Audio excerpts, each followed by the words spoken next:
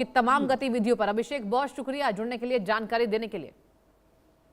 और बड़ी खबर, ओएनजीसी को वेनेजुएला में ऑपरेशन शुरू करने की मंजूरी मिल गई है। अमेरिकी वित्त विभाग के ओएफएसी से यह लाइसेंस मिला है। सेंट्रो क्रिस्टोबल परियोजना में ओवीएल के पास है 40% हिस्सेदारी इसकी। आपको बताया ओवीएल की विकासाधीन यहाँ काराबोबो परियोजना में 11% हिस्सेदारी इसकी, जहां $50 करोड़ से ज्यादा है इसकी पेंडिंग, जहां डिविडेंड वसूल कर सकेगी सरकारी कंपनी। ओएनजीसी के लिए रणनीतिक रूप से महत्वपूर्ण है वेनेजुएला। देखिए, ये बड़ी खबर ओएनजीसी से जुड़ी हुई, जहां आपको पता है पब्लिक सेक्टर की ओएनजीसी को अमेरिकी वित्त विभाग के ओफेक से यानी ओएफएसी से वेनेजुएला में एक बार फिर से पूरी क्षमता के साथ ऑपरेशन से शुरू करने की मंजूरी मिल गई थी। इससे ओएनजीसी के वेनेजुएला स्थित तेल निवेश से जुड़े प्रतिबंधों का एक अवरोध दूर हो गया है। और ये बड़ी खबर है। आपको बताया प्रतिबंधों से जुड़े जोखिम के कारण कंपनी पहले वहां अपनी गतिविधियों को सीमित कर रही थी, लेकिन अब स्थिति बदल चुकी है। ओएनजीसी की विदेशी निवेश यूनिट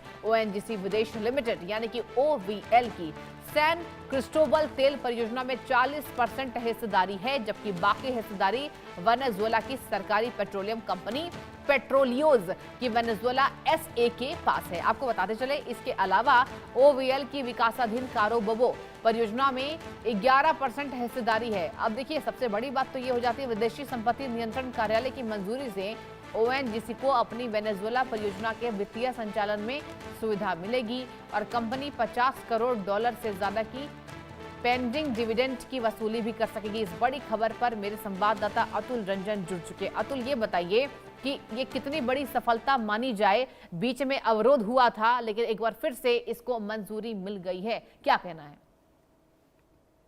जी बिल्कुल, देखिए जिस तरह से जो राजनीतिक उठापटक जो वेनेजुएला में चल रहा था उसकी वजह से जो है लगातार जो ओएनजीसी का जो विदेश लिमिटेड जो एक फॉरेन विंग है ओएनजीसी का, उसका जो बहुत सारे जो स्टेक्स थे दो कंपनियों में, वो कहीं ना कहीं जो उसमें एसेट्स थे वो जो है समझ लीजिए कि एक नॉन परफॉर्मिंग एसेट्स की तरह हो गए थे, और जिसका कोई फायदा जो है ओएनजीसी को और भारत को जो है इतने सालों से जो है वो नहीं मिल रहा था। लेकिन उसमें हम बदलाव अब देख रहे हैं। अब जिस तरह से वेनेजुएला में सत्ता परिवर्तन हुआ है, जिस तरह से अमेरिका का रुख जो है वेनेजुएला के प्रति वो बदला है, उसके बाद हम देख रहे हैं कि कई नॉर्मलसी जो है जहां तक ओएनजीसी की बात है, ओएनजीसी की जो बिजनेस है उसको लेकर जो है वो एक वापसी होती हुई दिख रही है।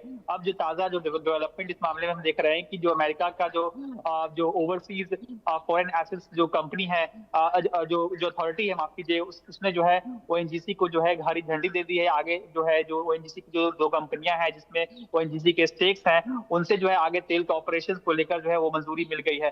अब जो सारा इंतजार है वो है कि वेनेजुएला की जो अथॉरिटी है और वो भी जो है उनकी तरफ से क्लियरेंस मिल जाए, साथ ही साथ जो कुछ पेंडिंग जो फंडिंग को लेकर भी जो प्रक्रियाएं हैं वो भी जो है ओएनजीसी एक बार फाइनलाइज कर ले, जिसके बाद $50 करोड़ का जो डिविडेंड है वो ओएनजीसी के जो विदेश लिमिटेड कंपनी है उसको मिल सकता है। हालांकि अब इंतजार इस बात का है कि वेनेजुएला की तरफ से जल्द इसका जो है अथॉरिटी मिल जाए, परमिशन मिल जाए, क्योंकि वेनेजुएला की तरफ से भी देखिए अब लगातार जिस तरह से सत्ता परिवर्तन हुआ है उसके बाद से जो तेल का जो पूरा बिजनेस है उसको और कैसे बाकी कंपनियों के लिए, खास करके विदेशी कंपनियों के लिए कैसे और आसान बनाया जाए, कैसे और इंसेंटिवाइज किया जाए, उसको लेकर जो वेनेजुएला की अथॉरिटी है वो लगातार कदम उठा रही है। ऐसे में पिछले कुछ वक्त पहले हमने देखा कि कुछ रियायतें भी जो है, फाइनेंशियल रियायतें जो हैं वो भी घोषणा की गई थी अथॉरिटीज द्वारा। उसके बाद अब हम देख रहे हैं कि ओएफएसी ने जो है ये हरी झंडी दे दी है ओएनजीसी को। तो कहीं ना कहीं इससे बहुत ही आगे चलकर जो है भारत को और ओएनजीसी को फायदा मिल सकता है, क्योंकि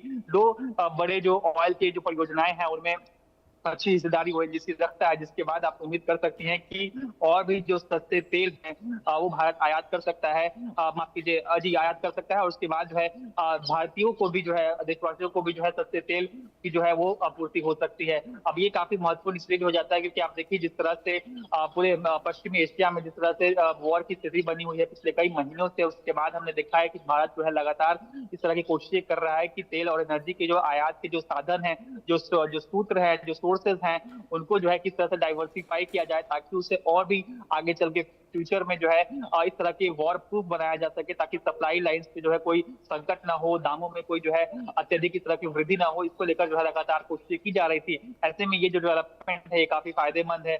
और आप देखिए कि अक्सर चिंताएं इस बात की जताई जाती है कि वेनेजुएला का जो क्रूड ऑयल है, जो तेल है, वो बहुत ही ज्यादा जी। आप कह लीजिए खाड़ा होता है, जिसको प्रोसेस करना जो आम रिफाइनरीज है दुनिया की, उसके लिए आसान नहीं होता। लेकिन भारत चूंकि इस मामले में जो है बाकी दुनिया से काफी आगे है, ऐसे में जो वहाँ के जो जो वेनेजुएला का जो क्रूड ऑयल है उसको भी प्रोसेस करना जो है, खास करके रिलायंस की जो फैक्ट्रीज हैं वो जो है काफी इस मामले में जो है कैपेबल है कि उसको जो है अच्छे से रिफाइन कर सके और उसे आगे जो है जो रिटेल में जो बेचा जा सके, और साथ ही साथ जो एक्सपोर्ट भी किया जा सके, उसको लेकर जो है पूरी व्यवस्था भारत में है। बस इसी बात का इंतजार था इतने सालों से, कब जो है वेनेजुएला में जो है राजनीतिक जो स्थिति है उसमें कोई परिवर्तन हो। चलिए ठीक है अमेरिका अतुल, का बहुत जो अच्छी रुख आपने है वो जानकारी दी। बदले। देखने वाली बात हुई कितनी बड़ी सफलता इससे ओएनजीसी को मिलती है। बहुत शुक्रिया जुड़ने के लिए, तमाम जानकारी साझा करने के लिए।